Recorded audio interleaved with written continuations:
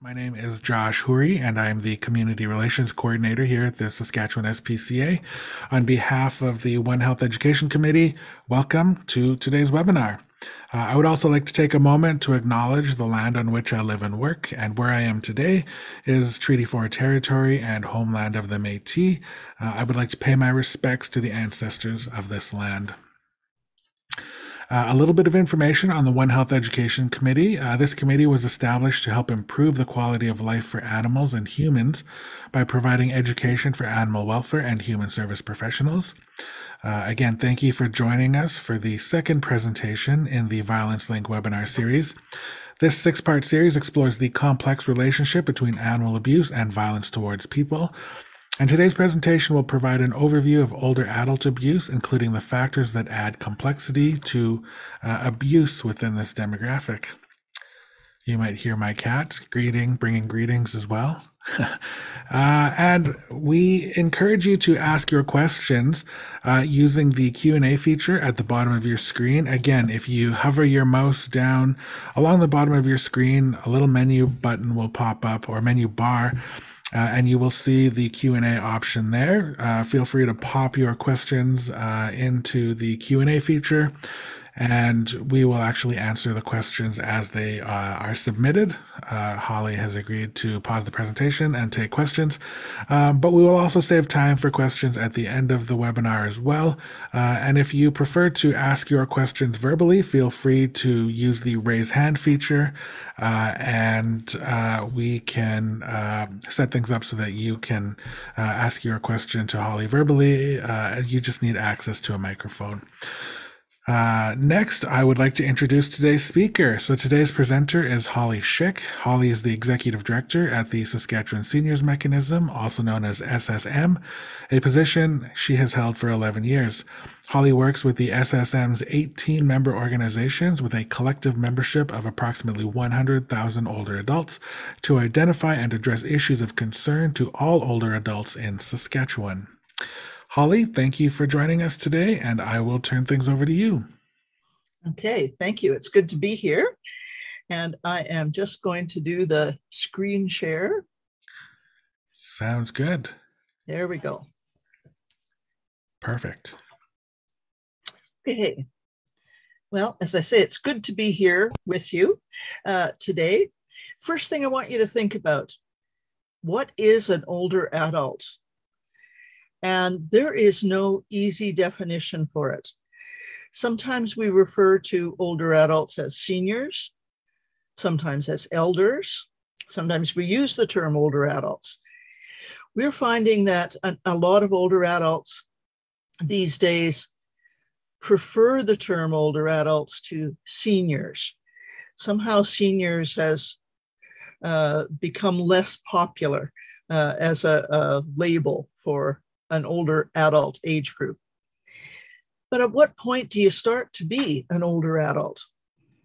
Is it 55, 65, 95? How old are you when you're actually in that category of older adult?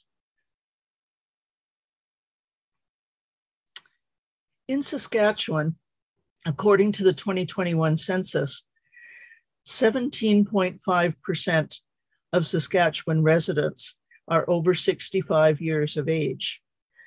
And projections indicate that by as soon as 2028, approximately 1 in 5 will be over 65.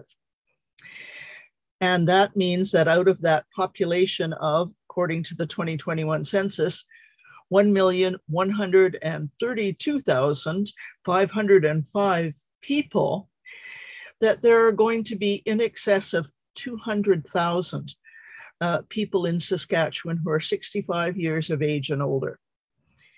I think we all know that the percentage of older adults in the population generally in Canada and in other parts of the world has been increasing, partly because of the baby boomer group coming into that age group.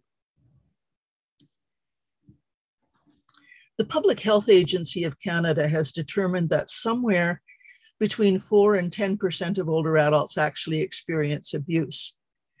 But only 1 in 5 of those incidents actually comes to the attention of someone who can help. There are a lot of reasons for that, but one of the big factors for older adult abuse is that victims are very reluctant to report it or to seek help, because often the abusers are family members or caregivers, and often there's someone that the older adult is dependent upon in some way. Most of the reporting ends up being third party. We get a lot of phone calls to our office, actually, with people who have concerns about abuse. And it's usually someone who's phoning because they think their neighbor might be being abused, because they think their grandparent might be being abused by someone. It really is mostly third party that we hear about. A couple of definitions of older adult abuse for you. This is from the World Health Organization.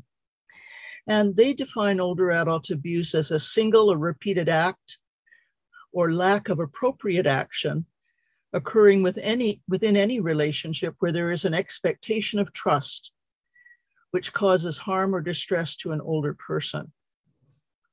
And another definition by the people at It's Not Right, who have done some excellent resources on addressing older adult abuse. They say that it's abuse when someone limits or controls the rights and freedoms of an older adult. The older adults are unable to freely make choices because they're afraid of being hurt, humiliated, left alone, or of the relationship ending. Abuse causes harm to an older adult. So what is older adult abuse? Well, it's not just about impolite or rude behavior, but it's about someone using power or influence to take advantage of or to control an older adult. And that can be true in any kind of abuse. That really could work as an explanation of what abuse is in any situation. Neglect of older adults who can't manage on their own is also abuse. And that is somewhat different than abuse in most other circumstances, although certainly there are people who live with a variety of challenges that could also be in a position of someone abusing them because they can't manage on their own. Some of the risk factors, and once again, it's not things that are different than other types of abuse, but there are some subtleties sometimes with regard to older adult abuse. So a history of family violence is certainly a risk factor. Shared living arrangements. And this is where it gets a little different sometimes for older adults. They might be living with a caregiver or a friend, once again, because they need some extra help to manage. Dependency on someone to provide care or support can be a risk factor. And dependency on the older adult for shelter or financial help. So a child or a grandchild who might be relying on that older adult as to provide some place for them to live or to help provide for their financial needs. That can also be a risk factor. So the dependency kind of goes both ways. If the older adult is dependent on someone, or if someone's dependent on them, those things can be risk factors. Certainly depression, mental health issues, those can be risk factors. Cognitive impairment is something that sometimes enters into it for older adults. Various types of memory loss or dementia, those things can be particular issues for the older adult. And certainly, as with any kind of abuse, addictions such as drugs, alcohol, gambling, those things can indeed increase the risk of abuse. The thing that is very particular to older adult abuse, not exclusive, but quite a key factor for older adult abuse, is isolation. And many older adults deal with isolation for a whole variety of reasons. So in terms of isolation, who's at risk of isolation? Well, it's anyone who by circumstance or health is cut off from desired social interactions, and they have the potential for being affected by isolation. And once again, this isn't totally exclusive to older adults, but sometimes older adults have factors in their lives that make it more likely that they are going to be isolated. Older adults who are particularly at risk are those who have mobility challenges. Sometimes they're people who've had to give up driving, that they have little or no contact with family.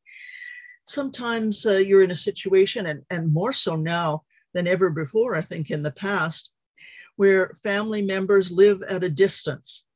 There was a time when you could rely on there being family close by. That's not true anymore. In our society, your children, grandchildren may live not just in another province, but they might live in another country. So there might be little ability to have contact on any regular basis with family. Older adults can themselves be caregivers for frail or chronically ill partners. And sometimes that means that they're very restricted in their ability to go out and do things and meet up with other people, have regular social contact with folks, because they can't leave the person they're giving care to alone. Isolation can also be of people who live alone and not having any pets. That just adds to the isolation. So if someone lives alone, there's the potential for isolation. And pets often help fill in that kind of gap of having contact with another living being. So if they don't have pets, then that increases the isolation. People who are widowed, and as people age, that's more likely to happen.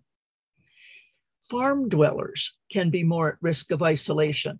When you take all the factors into consideration together, if you're someone who's living on the farm and your partner has died and you had to give up driving, well, all of a sudden you're very isolated if you are living out in the country alone and can't make contact, can't easily get to places where other people are.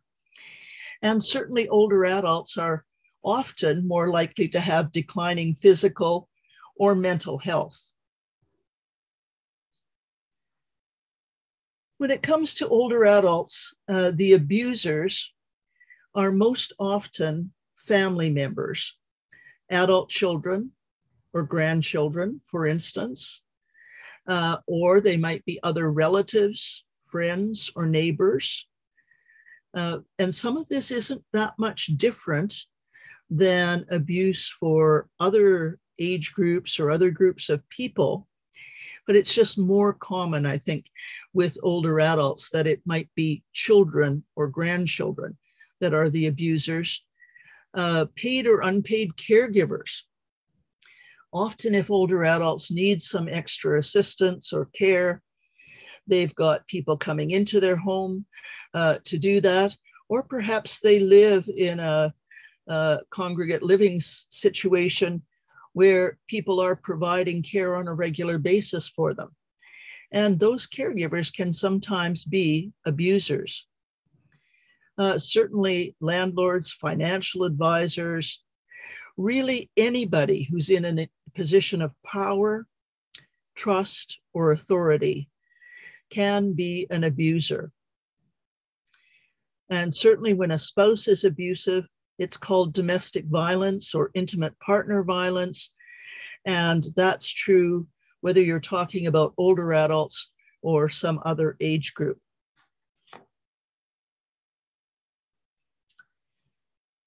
There are various ways to identify the types of older adult abuse. Different organizations and groups use different categories to categorize these.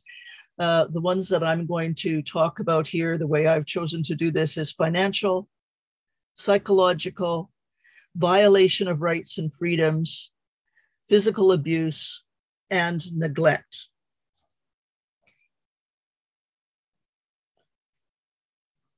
Financial abuse. This is one that older adults are often particularly subject to. And this can involve tricking people or threatening, persuading them out of money, property, or possessions. You've probably all heard of some of the scams that are out there, like the grandparent scam, where somebody phones up an older adult and says, "Oh, hello, Grandma. I'm in trouble and I really need money and help." And the older adult on the other end of the phone says, "Is that you, Jeff?" And the person who's doing the scam says, "Yes, Grandma, it's Jeff, and I really need help." And so they've sucked in that older adult. And it's not that older adults are particularly more gullible. It's just that most people respond in some way to a grandchild. That's something that really tugs at the heartstrings and will cause an older adult sometimes to give money where you might think, gee, they should have wondered more about that or asked more questions. And certainly when it comes to frauds and scams, that's one of the things we say to older adults all the time is stop and think about it and do some investigating. Even if it's someone that you think you know, check it out, find out what's going on, and don't just get sucked in by the emotions of the moment. Certainly another aspect of financial abuse can be influencing someone or forcing them at times to change their will or sign a power of attorney. And sometimes older adults don't realize that as long as they're able to make their own decisions, when they sign a power of attorney, they can revoke that power of attorney as well.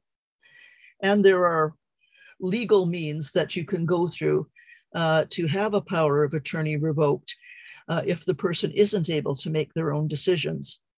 But certainly that comes to be one of the factors is where's that money going to go when they die? Or how do I access that money now? Cashing checks without the person's knowledge, although that certainly becomes harder and harder as financial institutions put in place checks and balances to keep that from happening. And sometimes children or grandchildren may feel entitled to the money because they assume it will someday be theirs anyway. Or sometimes they are under such pressure in their own lives that they do things that are uncharacteristic normally and take advantage of a parent or grandparent. Psychological abuse can take all kinds of forms of threats, yelling, insults, intimidation, humiliation, restricting access to family and friends. And certainly when someone is an older adult who perhaps has some mobility issues or can't drive anymore, it becomes easier to restrict access to family and friends. And there's the abuse of treating the person like a child. So treating an older adult like someone who can't make their own decisions or is not capable of making their own decisions when really they are. Or even simple things like calling someone dear or sweetie. Those kind of things, maybe that's just the way someone talks, but and it might not be intended as abusive, but it can be because it's a way of treating someone like a child.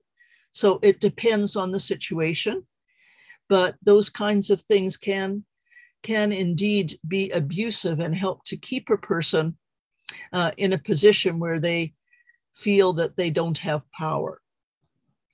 Certainly, discrimination is a form of psychological abuse. Physical abuse certainly is the one that probably most people's minds go to most quickly when you think about abuse. And that can be hitting, rough treatment. It can also involve giving too much or too little medication, which can be particularly an issue for older adults, many of whom need some medications as they get older just to live their best lives. Physical restraint, and sometimes there's that temptation too with older adults. Sometimes things can be like physical restraint can be done out of concern, thinking that you're protecting the older adult by restraining them so that they can't wander away or hurt themselves in some way. But it's still a form of abuse. And certainly sexual abuse can be another form of physical abuse. Another area of abuse is the violation of rights and freedoms. And that can be preventing an older adult from enjoying anything that's normally available to other adults. It can involve things like interfering with spiritual practices, customs, or tradition. Might involve withholding information, preventing visitors, tampering with mail. These things, once again, are not uncommon to other forms of abuse.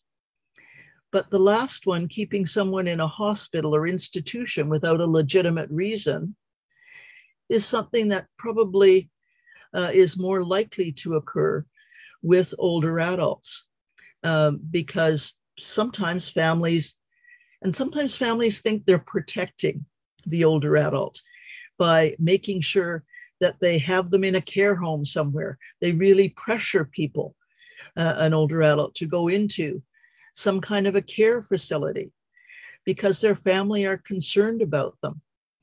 But it really can be a form of violating the rights and freedoms of the older adults. Threats to pets are another aspect of violating people's rights. The bond between older adults and their pets, the bond between anybody and their pets is a tremendous thing. But sometimes you find that that bond with older adults can be exploited to manipulate or coerce. And that can take the form of threats, threats to abuse the pet, threats to get rid of the pet. So those things enter into abuse for older adults and for other ages of folks as well. Neglect is really another form of abuse, and it might be intentional or unintentional. So it's pretty intentional when someone withholds care or food or emotional support that an older adult's unable to provide for themselves. But sometimes neglect comes out of the fact that people are trying to provide care for someone and they don't really have the necessary knowledge, experience, or ability. They don't know how best to provide care. And so they may make decisions or do things that really are abusive in many ways. Back to what I was saying about restraining someone, that sometimes people think that by restraining someone, they are helping them. But a lot of times it comes out of a lack of knowledge and experience and knowing just what to do. Certainly self-neglect is something that you also see at times with older adults.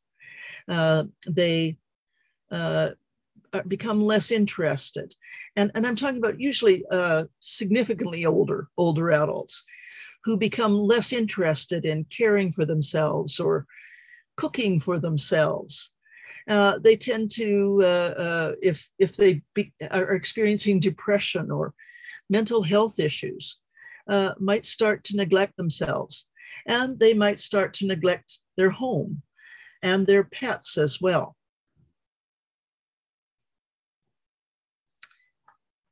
Another factor in older adult abuse is ageism. And ageism involves stereotyping, which is how we think. It involves prejudice, which is really about how we feel about other people. And that can result in discrimination or how we act towards other people on the basis of their age. Ageism can certainly affect people of all ages, but it can have particularly significant negative effects on older people, on their health and well-being.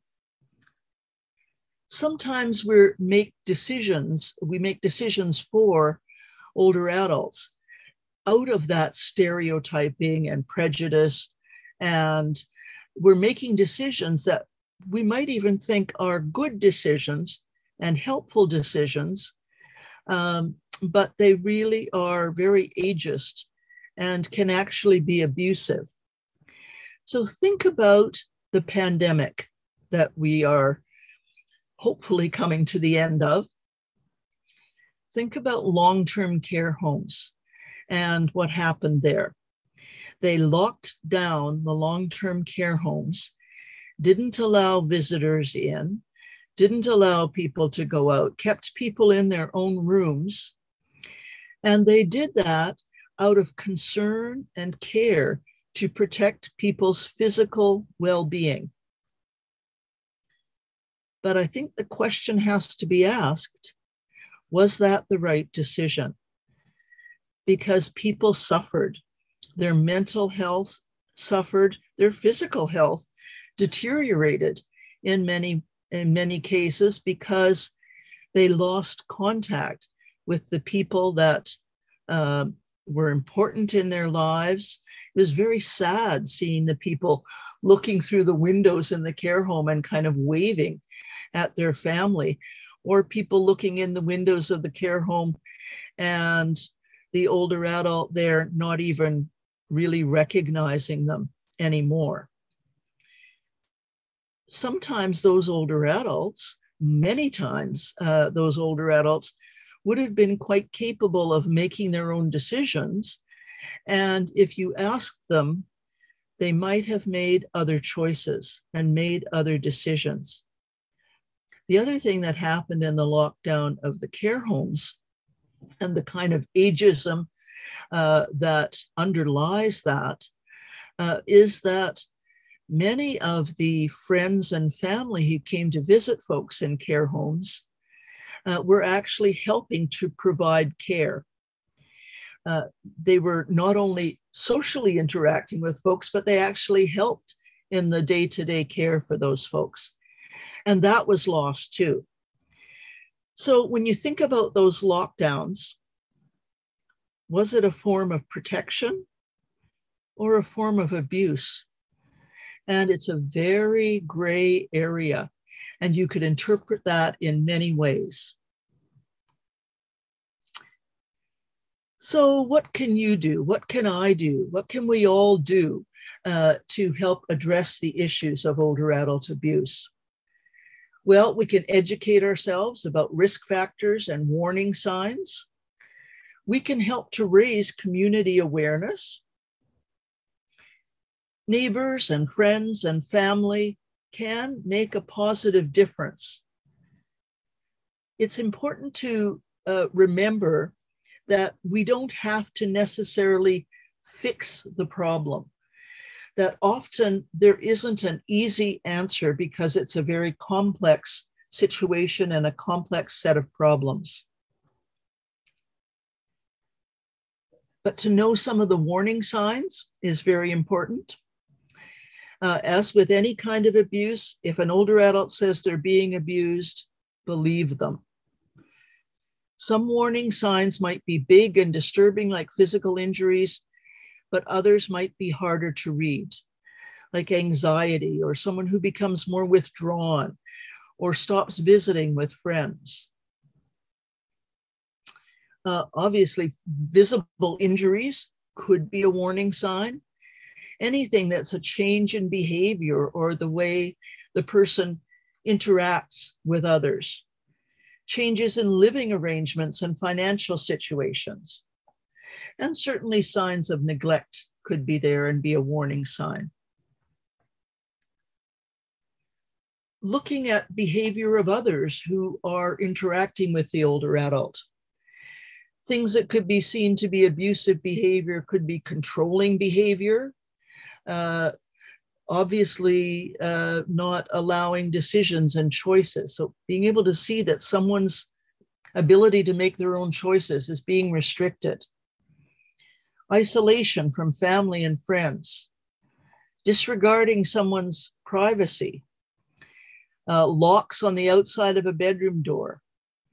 So that kind of physical restraint that might at times be being done out of honest care for someone, but could be a sign of abuse. Seeing that someone is reading or withholding mail for someone. Certainly someone handling all the money isn't necessarily abuse, but it could be if the older adult is capable of handling their own affairs. Maybe they've chosen to have someone have power of attorney and handle everything. But it's important to make sure that that was their choice. A strong sense of entitlement on the part of another. Treating the older adult like a child. Arguments, name calling, or threats to the person or their pets. Or leaving a dependent person alone for long periods of time. All of those can be things that are abusive behavior, and they might be things that you notice that's happening in what's going on for other people. Research has shown that when animals are abused, people may be at risk. And when people are abused, animals may be at risk. So there is a real link and a real bond there to watch out for as well. If you think there might be an issue or a concern about abuse, if possible, talk to the older adult. And if you're going to do that, you really should wait for a time when you're alone and not likely to be interrupted. You can talk about what you've seen or heard, and you don't have to be judgmental about that. You can just identify what you've seen and heard and ask questions. Are you okay? Often one of the most important things to do is to listen, and listen respectfully. Allow the person to tell their story. And offer as much help as you can or information on how to get help. Let folks know that whatever's happening isn't their fault. And importantly, respect their decisions.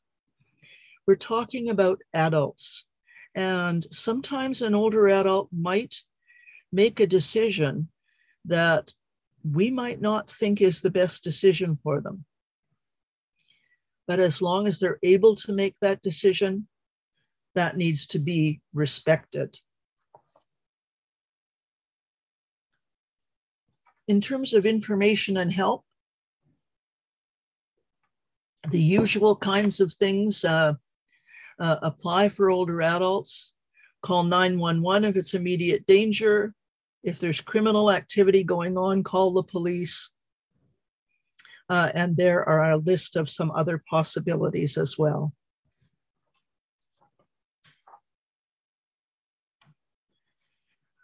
So thank you for listening. Thank you for caring. And thank you for making a difference.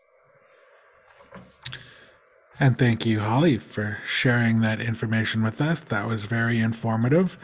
And I really appreciate your time today. We do not have any questions yet, but now is your opportunity. If you have any questions that you would like to ask Holly regarding her presentation, please feel free to pop your questions in the comments or use the Q&A feature, and we will certainly get to those. And we do have, excuse me, we do have a question that has come in here. And Holly, the question is, how do you approach a situation where the older adult has signs of dementia and they may not be aware of the abuse? Who would someone approach if they can't approach the older adult themselves? It very much depends on the situation, but sometimes if you know of a family member that could be approached and talk with them, that can be one way to get at it. Certainly, it might be possible to talk to someone to have them engage with the older adult, like a physician or a member of clergy, a spiritual advisor of some sort, those types of things. It's to think about the particular situation and who might be able to best connect with that older adult or with their family or caregivers or others. Great. Thank you for that information. And this question probably ties in a little bit with the last question, too. What is the process for reporting elder abuse? There isn't one. It's as simple as that. Some provinces have a lot better setups than Saskatchewan might, some parts of the world. We really do not have a clear process here. Our organization has in the past looked at the possibilities of how to go about setting up an older adult abuse and neglect phone line. And the notion of that would be that it's someplace that people could phone where there would be help, there would be people who could do something and take some action, not just provide information. But we have never been able to actually secure funding to do something with that or even to pilot it. It certainly is something that's much needed in Saskatchewan. What we were looking at and would still look at if we had the funding to do it would be something where a little bit like the gambling helpline, where you're phoning a distinct number, but really who you're phoning are mobile crisis services. And so there's people there 24/7 who are trained to respond. And that's what we would hope if we ever get to the place where we could have an older adult abuse and neglect response line, is it would be going to mobile crisis services, and there would be people there who were trained to respond and could respond. But we really do not have something here in Saskatchewan. So unless it's something that's criminal activity, that someone is being physically beaten, abused, something that might involve a crime as such, in which case it could be reported to the police. When you're dealing with adults, it's not like child abuse, where it must be reported. And obviously there's lines to do that. There isn't something for older adult abuse. And it's very unfortunate because we really need something. Yeah, absolutely. You had touched a bit on reporting to police. So there was a follow-up question from this too. So in the situation or a situation where you suspect financial abuse or physical abuse, could you then report that to the RCMP or other local police services? You can, and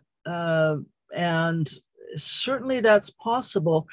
Financial abuse is a very tricky thing when you're dealing with adults, because if someone is giving large amounts of money to their children or grandchildren, they have every right to do that. And even if they're being coerced into doing it, it's often very hard to prove that or to see that. Now, the thing I will say that's good is I think a lot of the financial institutions now are getting much better at seeing when there's something unusual going on and identifying that and doing the best they can to check that out. If someone is unable to make their own decisions, it is possible to go through the office of the public guardian and trustee to have them take action to freeze someone's assets and investigate further. But usually that comes from a family member, someone who's saying, hey, I think my mom is being taken advantage of by whoever. So.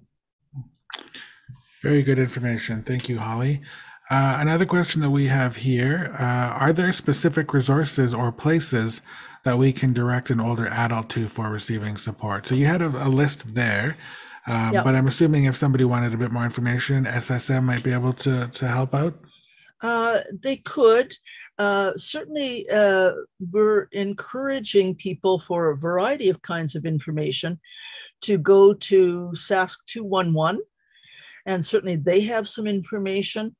There is information provided in Canada by Public Health Agency of Canada, certainly, but I had one slide there that was It's Not Right, and it's about neighbors, friends, and family. And their website, if you just Google It's Not Right, you will come up with a website that has lots of information, and it's good information for older adults and for those who might be concerned about them too. And very understandable kind of stuff. Great. Another question, and this one it's listed as a bit of a more personal question, but it says, I became the family caregiver for many over the years, from a grandchild with cerebral palsy to my father who lived to 95. I knew I was well into compassion fatigue and burnout, especially in the last year of my father's life, and reviewing the information on your slides, feel that this compassion fatigue or burnout left me feeling close to meeting the criteria for elder abuse. Few supports in our community for supports for family caregivers. Hard to know personally where that line is when you are deep in the trenches. So are you, do you have experience with similar situations? And is there something that you can share with this, this individual who maybe a bit of guidance, so to speak? Well, as I said during the presentation, sometimes abuse and neglect is not intentional, that it is partly coming out of that frustration, that sense of burnout, or that sense of not knowing what to do or where to turn. And the most important thing, I think, for caregivers who might be in that situation is to ask for help. Don't be afraid to say, I need help. I need support. I need help with what I'm doing.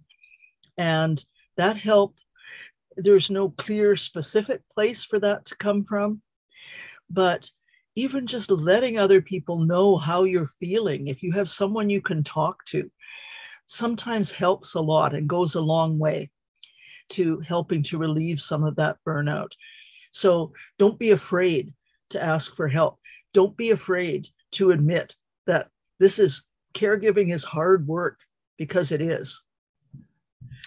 Yeah, and I think, at least I hope, as a society, we are leaning and moving more towards a society where it's okay to ask for help and it's okay to Yes. acknowledge that we're maybe struggling in some areas with life. So hopefully Yes. that makes things a bit easier, but we also recognize that it's still a challenge, certainly. Mhm. One other question that we have, and this is our last question so far. So if you have any other questions, please feel free to put them in the chat box now, or use the Q&A feature. And I think you touched a bit about this already, but the question is there a duty to report elder abuse, similar to as there is with reporting child abuse? Yeah, no, there isn't. Uh, I know I've heard conversations in various groups about should there be, but at this point, there is not. Is that something that you think would be a useful tool to reduce rates of older adult abuse? I'm not sure that the duty to report would necessarily help because, once again, you get into this really difficult area where you're talking about people who have the ability to make their own decisions. So, is there a duty to report any kind of abuse when it involves adults? The same thing really should apply to older adults, where you might get into something. And once again, this wouldn't necessarily only apply to older adults, but is a duty to report abuse when it's someone who might not be able to either make their own decisions or might not be in a situation to totally be able to respond themselves. But we don't have that duty to report for other forms of adult abuse. It really probably shouldn't be much different for older adults. Mm-hmm. Certainly. Well, thank you for that, Holly. And we don't have any other questions. So, Holly, before we say farewell, I will just make a couple of announcements here. So, Holly's presentation slides will be available or made available to attendees following the webinar, and we'll send those out via email along with a YouTube link for a recording of the presentation. We also encourage you to take a moment to fill out the survey. There will be a link in the chat that's coming up. You can see there, Crystal from our office just popped the link in the chat. You'll also get a notification after you hit end webinar to click the link to take the survey there as well. But we really appreciate if you would take a moment to give us a bit of feedback on today's presentation. If you need a certificate of not appreciation, but certainly we appreciate you being here. A certificate of participation for continuing education credits, please feel free to contact us. And you can just send us an email at info@SaskSPCA.ca and we can have a certificate sent to you. We also encourage you to take a moment to sign up for our mailing list where we can send out future information, or information rather, on future webinars. And that link is also in the chat. And then we invite you to join us for the next session in the Violence Link webinar series. And that's on Tuesday, May 17th, where we'll be joined by Mitch Patton, who will join us to give an overview of child and family programs that are available in Saskatchewan. And again, that is next Tuesday, May 17th at noon. And you can find that link as well in the chat. Holly, do you have any closing or parting remarks before we sign off today? First of all, thank you very much for having me. Thank you to the participants for listening and for their thoughtful questions. I only have one little announcement of my own. We have our conference coming up on May 18th and 19th next week, and it's on home supports from need to reality. And we have Dr. Samir Sinha is one of our speakers, talking about the importance of older adults staying in their own homes and aging well there. We have someone from Denmark talking about what they're doing from there. Very interesting author and some other things going on. So certainly visit our website if you are interested in registering for our conference. We'd be glad to have you. Fantastic. And I am just going to pop the URL for the Saskatchewan Seniors Mechanism into the chat as well. So feel free to check that out. And again, the dates for your conference, Holly, next week. May 18th and 19th, the Perfect. Wednesday and Thursday. So you can do the SPCA webinar on Tuesday and our conference on Wednesday and Thursday. Awesome. Well, hopefully everybody can participate in that fantastic conference as well. And again, the website is skseniorsmechanism.ca, but the link is also in the chat. Thank you so much, Holly, for being here today. We really appreciate the time. And we, again, invite everybody to sign up for the remaining webinars in the Violence Link webinar series. Thanks to everybody for being here today. And we appreciate your support. And hopefully we'll see you next week. Take care, everyone. Bye-bye.